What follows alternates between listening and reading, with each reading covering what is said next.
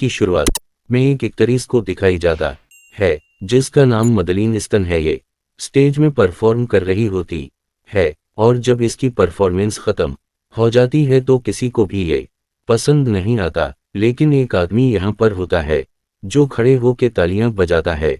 इसे मदलने की परफॉर्मेंस बहुत अच्छी लगती है और ये आदमी और कोई नहीं बल्कि मदलने की दोस्त हेलन का फियांके है जिसका नाम एरनस्ट होता है। और ये एक प्लास्टिक सृजन है। शो के बाद मदलने को दिखाया जाता है जो कि अपने रूम में होती है। वो अपनी बढ़ती उम्र से परेशान है क्योंकि वो हमेशा जवान देखना चाहती है और तभी वहां पर इसकी दोस्त हेलन और इसका फियांसे अर्नेस्ट आता है।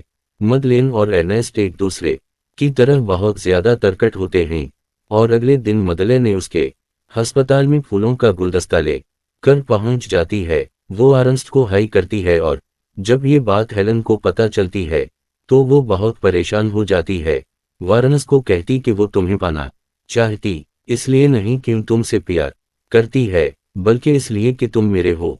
इससे पहले भी वो मेरे साथ ऐसा कर चुके हैं। मेरी जिंदगी में जो भी इंसान था उसने सबको छीन लिया और शादी से पहले मैं तुम्हें मदलने एस्टन से उसी लिए मिलवाना चाहती थी कि तुम इस टेस्ट में पास हो जाओ। तुम मदलने एस्टन के टेस्ट में फाइल मत होना, नहीं तो मैं ये दोबारा बर्दाश्त नहीं कर पाऊंगी। अर्नेस्ट से विश्वास दिलाता है कि मदलने के साथ जो इसकी मीटिंग थी वो प्रोफेशनल थी। वो सिर्फ उसे ये बता रहा था कि स्टेन की कीर कैसे की जाती है। और कुछ ही दिनों बाद ये दिखाया जाता है कि अर्नेस्ट की और मदलीन की शादी हो गई। इसने हेलन से एंगेजमेंट तोड़ दी और इस बात से हेलन को बहुत दुख होता है। इसकी आंखों में आंसू होती है। धीरे धीरे वक्त बीता है और 7 साल भी जाते हैं। 7 साल बाद हेलन पूरी तरह से बदल चुकी है। वो एक मोटी औरत है। हालांकि वो हमेशा से राइटिंग करना चाहती थी लेकिन अब वो राइटिंग के बारे में सोचती भी नहीं है। वो डपरीस है, वो किसी से नहीं मिलती और इसके दिमाग में हमेशा एक ही नाम होता है और वो होता है मदलने का। वो अपनी साचुयतरीस से मिलने के लिए जाती है। वो हेलन को कहती कि तुम्हें अपने दिमाग से मदलीन को निकालना होगा, तुम्हें इसे अपनी यादों से ख़त्म करना होगा। और इस बात से उसके दिमाग में एक अदा आता है। वो कहती है कि मैं इससे बदला लूंगी। अब 7 साल और भी जाते हैं और 7 सालों बाद दिखाया जाता है कि मदलने का एक्टिंग करियर पूरी तरह से ख़त्म हो चुका है। वो पहले से भी ज़्यादा उम्र की दिखने लगी है और एक सुबह उसे एक इनविटेशन मिलता है और ये इनविटेशन हेलन का होता है। दरअसल उसने किताब लिखी है फॉर योंगा और ये उसी की पार्टी होती है।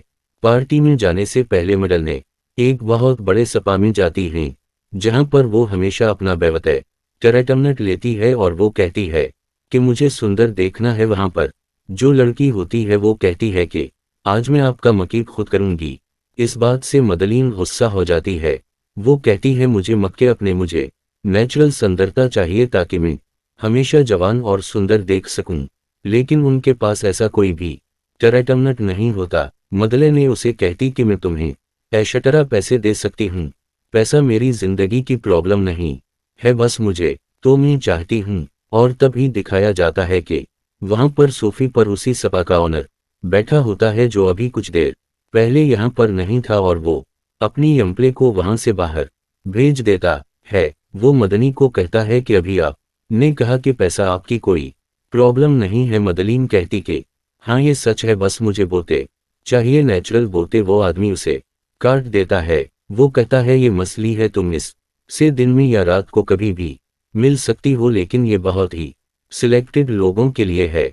इसके बाद मदलने वहां से चली जाती है और रात को वो अर्नेस्ट के साथ हेलन की पार्टी में जाती है और जब वो हेलन को देखती है तो पूरी तरह से हैरान हो जाती है क्योंकि इसकी बॉडी पूरी तरह से बदली हुई होती हो, पहले से भी सुंदर देख रही होती है। मदलीन इससे बना मिले जाना चाहती है क्योंकि वो नहीं चाहती कि वो उसे इस रूप में देखें, लेकिन हेलन उसे देख लेती है, इसे रोक दी है और कहती है कि 65 में जो कुछ भी हवा है इस में तुम्हारी कोई गलती नहीं है, ये सब अर्नेस्ट की गलती है। वो तुम्हारे पास गया, तुमने उसे मुझसे नहीं छीना, मैंने तुम्हें इसके लिए कभी भी बल में नहीं किया। दरअसल वो उसे झूठ बोल रही होती है, वो इससे बदला लेना चाहती है और कुछ ही देर बाद यही सारी बातें वो एर्नेस्ट से भी कह दी हैं कि एर्नेस्ट और मदलीन के बीच में अब कुछ भी अच्छा नहीं चल रहा। एर्नेस्ट पूरी तरह से शराब में डूब चुका है और साथ ही साथ जहां पर वो एक प्लास्टिक सृजन हुआ करता था, अब इसका अपने काम में भी डेमोशन हो चुका है। और जब हेलन एरनीर से बात कर रही होती है तो मदलीन उसे देख लेती। इस बात से उसे बहुत गुस्सा आता है। मैडलीन इसके बाद अपने एक यंग लॉयर से मिलने के लिए जाती है, लेकिन वो उसे अंदर नहीं आने देता क्योंकि इसके साथ पहले से उसी की उम्र की एक लड़की होती है। इस बात से मदलीन को गुस्सा आता है और वो उसे उल्टा सीधा कहकर वहां से जाने लगती है।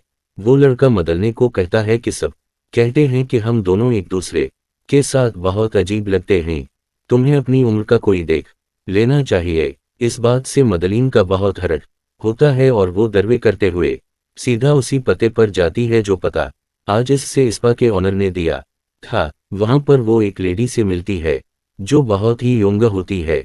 उसका नाम लेज़ले है, लेकिन वो कहती है कि मेरी उम्र 99 है और मदलीन को इसकी बात पर विश्वास नहीं आता क्योंकि खुद मेडलने की उम्र 41 होती है और वो इससे भी ज्यादा उम्र की लग रही होती है। लसली इसे कहती है मैं तुम्हें एक ऐसा सेरम दे सकती हूँ जिससे तुम हमेशा के लिए जवान हो जाओगी और इसके लिए तुम्हें कीमत चुकानी होगी। और वो एक कागज पर एक रकम लिखते ये बहुत ज्यादा होती है, उसीलिए मेडलने वहां से जाने लगती है। लसले मेडलीन को रोकती है और चाकू से हल्का सा इसकी उंगली को काटती है जहां से खून निकलना शुरू हो जाता है, पर जैसी वो सेरम इसमें डालती है तो इसका घाव अपने आप ही भर जाता है। मदले ने देखकर पूरी तरह से हैरान हो जाती है और वो से इस कीमत का चेक दे देती है जो उसने मांगी होती है और इसके बाद इस पूरी सेरम की बोतल को पी जाती है। और सेरम की बोतल पीने के बाद इसकी उम्र घटना शुरू हो जाती है और जवान हो जाती है। ऐसा लगता है कि वो एक जवान लड़की है और अपनी जवानी को सुंदरता को देखकर इसकी खुशी का ठिकाना नहीं रहता। लज़ली इसे कहती कि तुम्हारी बॉडी हमेशा तुम्हारे साथ रहेगी, 10 सालों तक इसमें कोई भी फर्क नहीं आएगा, लेकिन उससे पहले कि दुनिया को तुम पर शक हो तुम्हें अपनी जगह को बदलना होगा या अपनी मौत की झूठी खबर फैलानी होगी या हमेशा अगले तमी किसी एकांत में चले जाना होगा। मेडलीन वहां से निकल जाती है। वहीं दूसरी तरफ एर्नेस्ट के घर पर हेलन आती है और वो इसे कहती कि तुम्हारी जिंदगी में दले ने बर्बाद कर दी, तुम्हें काबिल डॉक्टर थी और मदलने की वजह से तुम्हारा कैरियर खत्म हो गया, तुमने अपने आप को शराब में डुबा लिया, मैं आज भी तुमसे प्यार करती हूँ। और साथ ही साथ वो एर्नेस्ट को इस बात के लिए भी कॉन्वे कर लेती हैं कि उसे अब मदलीन को मारना होगा। ये दोनों इसकी मौत की पलाटनक कर दें और जब मदलीन घर पर आती है तो एर्नेस्ट इसकी जवानी को देखकर हैरान नहीं होता क्योंकि इसे लगता है ये सब उसने मक्केब से किया है। और इन दोनों के बीच में अरगमंट्स लड़ाई झगड़ा होना शुरू हो जाता है और कहते हैं कि तुम मेरे पैसे को इस तरह से वास्ते नहीं कर सकती और इन दोनों का झगड़ा इतना बढ़ जाता है कि ये झगड़ते झगड़ते सीढ़ियों के कॉर्नर तक पहुंच जाते हैं। एर्नेस्ट मेडलीन को वहां से धक्का दे देता है और नीचे गिरने से इसकी गर्दन पूरी तरह से टूट जाती है और ने जब इसकी बॉडी चेक करता है तो वो देखता है कि वो मर चुकी है। इस बात से वो खुश होकर सीधा हेलन को कॉल करता है।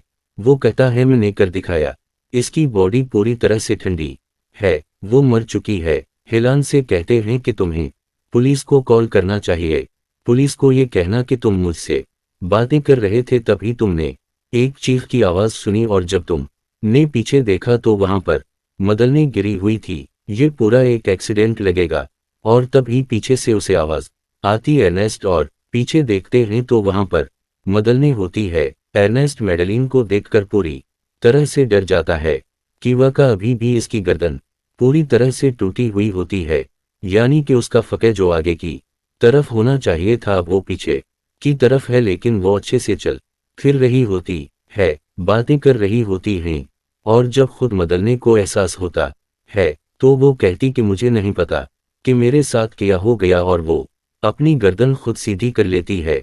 इसके बाद अरनसद उसे हॉस्पिटल ले कर आता है और जब अस्पताल में डॉक्टर इसकी बॉडी का चेकअप करता है तो वो देखता है कि इसकी गर्दन की हड्डी टूट चुकी होती है।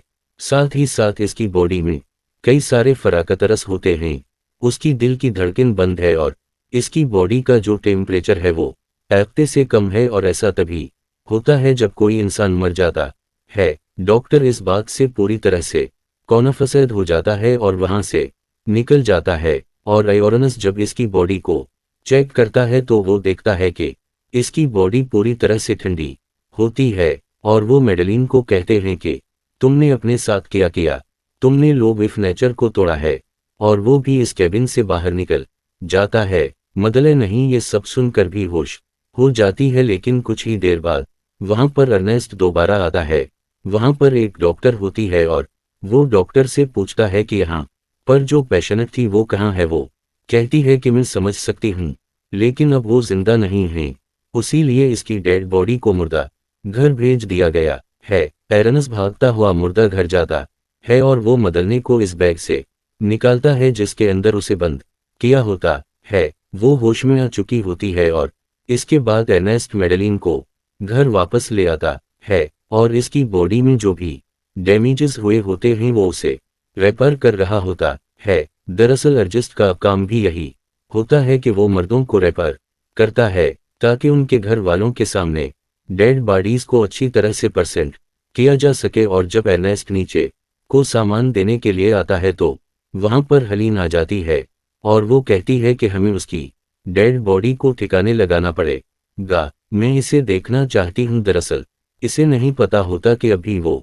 जिंदा हैं और वो प्लॉट के बारे में डिस्कशन करना शुरू कर देती है जो इन दोनों ने मदलने को मारने के लिए किया था।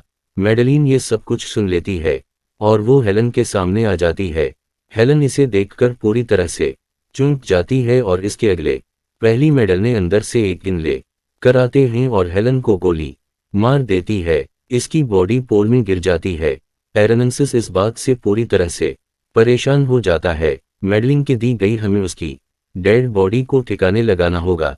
और जब वो उसकी बॉडी को पोल से निकालने वाले होते कि तभी हेलन अपने आप खड़ी हो जाती है। उसके पीठ में अब एक बहुत बड़ा छेद है और ये देखकर ये दोनों के दोनों हैरान हो जाते हैं।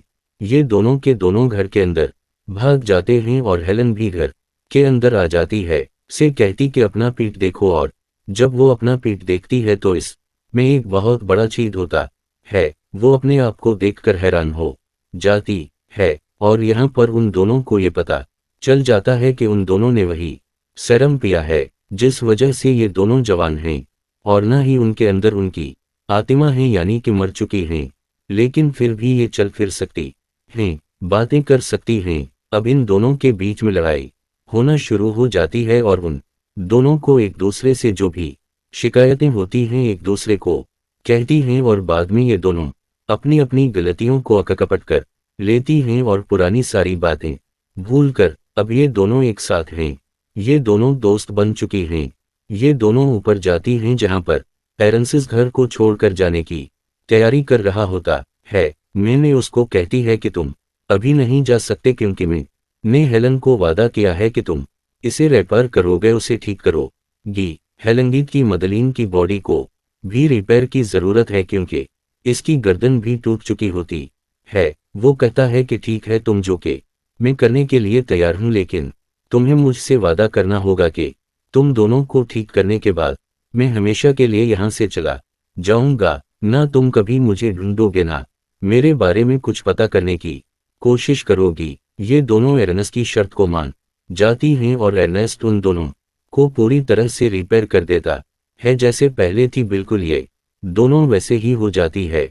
और अब इन दोनों को ख्याल आता है कि अगर उनकी बॉडी में दोबारा से इस तरह की डैमेजेस हुए तो इन्हें कौन ठीक करेगा। उसीलिए ये फैसला करते हैं कि जो सेरम इन दोनों ने भी है ये उसे एर्नेस्ट को भी पिलाएंगी ताकि वो हमेशा उनके साथ रह सके और जब भी उनकी बॉडी को रिपेयर की जरूरत हो तो वो उनकी बॉडी को रिपेयर कर दे। अब जब 19 घर छोड़कर जा रहा होता है तभी ये दोनों उसे पीने के लिए एक ड्रिंक देती हैं और इस ड्रिंक में वही सेरम होता है जो इन दोनों ने पिया है, जिसे पीने के बाद एरनेंसिस कभी भी नहीं मरेगा। लेकिन एरनेंसिस बातों ही बातों में इस पूरे ड्रिंक को गिरा देता है और जब वो घर से बाहर निकलने की कोशिश तभी पीछे से ये इसके सर पर एक फल और पोट मार दी है जिससे वो बेहोश हो जाता है और जब इसे होश आता है तो वो लेज़ले के पास होता है। लेज़ले वही है जो सबको पीने के लिए सेरम देती है और वो एर्नेस्ट को कॉन्से करने के लिए इसकी उंगली काटकर इसमें सेरम की एक बूंद डाल दी है, जिससे न सिर्फ इसकी उंगली रेपर होती है बल्कि इसकी स्किन भी बहुत यंग हो जाती है। और अब एर्नेस्ट इस पोषों को इस सेरम को पीने वाला होता है कि तभी उसे ख्याल आता है कि हमेशा जिंदा रहना एक वरदान नहीं बल्कि एक अभिशाप है, इसे अपनों को मरते हुए देखना होगा। उसी लिए वो सेरम पीने से मना कर देता है और इससे पहले कि लेज़ली के लोग इसे पकड़ दें वो एक चाकू इस तरफ फेंकता है जिस तरफ लेज़ली होती है, लेकिन वो वहां के एलिकटरक बोर्ड पर लगता है जिससे चारों तरफ लाइट चली जाती है और वो यहाँ से भाग जाता है। बाहर एक पार्टी चल रही होती है और वहां पर मदलीन और हेलन भी होती है। वो औरन उसको देख लेती हैं जिस के हाथ में पोशन यानी कि सेरम भी होता है। आरंस्ट यहाँ से बाहर जाने की कोशिश करता है लेकिन दरवाजे चारों तरफ से बंद होते हैं, उसी लिए उसे लिफ्ट से ऊपर जाना पड़ता है। और जब वो उस बिल्डिंग की छत पर पहुंच जाता है तो वो देखता है कि वहां पर एक जगह इशत लिखा होता है। वो इस जगह तक पहुंचने की कोशिश करता है पर तभी इसका पैर फिसल जाता है और वो एक लोहे की पोल के साथ लटक जाता है। यहाँ पर मेरल और हेलन भी आ जाती हैं और वो उसे कहते हैं कि अब तुम वो सेरम पीना पड़ेगा, नहीं तो तुम नीचे गिरकर मर जाओगे। और उसे भी यकीन हो जाता है कि अब वो जिंदा नहीं बच सकते। वो सेरम अपनी जेब से निकालता है और एक बार फिर से जब वो पीने की कोशिश कर रहा होता है तो उसे एहसास होता है कि ये सेरम वरदान नहीं बल्कि अभिशाप। वो सेरम को नीचे फेंक देता है और अगले पल वो खुद भी गिर जाता है, लेकिन अरंसीस की किस्मत अच्छी होती है क्योंकि नीचे स्विमिंग पूल होता है, उसी लिए इसकी जान नहीं जाती। और जब तक मेरल और हेलन नीचे आते वो यहाँ से निकल चुका होता है। ये दोनों उसके जाने से परेशान हैं क्योंकि उनकी बॉडी भी अब खराब होना शुरू हो जाती है।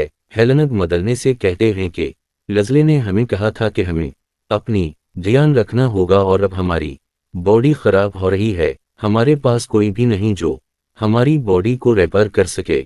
मदलीन कहती कि अब हम दोनों को एक दूसरे को पेनेट करना होगा, ये अब उनसे नहीं पहुंच सकते। कीवा का वो अब उनसे बहुत दूर जा चुका है। धीरे धीरे वक्त बीता और 37 साल बीत जाते हैं और एक दिन ये दोनों की दोनों एक चर्च में जाते हैं जहां पर एरंसिस का फनरल चल रहा होता है। अर्नेस्ट का भी बहुत बड़ा परिवार था जहां पर उसके बीवी बच्चे सब थे, लेकिन हेलेना और मदलीन इस दुनिया में अकेले हैं जो हमेशा चेहरे को ढककर रखते क्योंकि उनका चेहरा अब पहले से बहुत ज्यादा खराब हो चुका है। और जब दोनों के दोनों चर्च से बाहर जा रहे होते हैं तभी जो वहां पर पस्तर होता है वो कहता है कि जिंदगी के यूथ का जो सेक्रेट है वो ये है कि अर्नेस्ट हमेशा जवान रहेगा, अपने बच्चों के अपने पोतों के दिलों में उनके रूप में।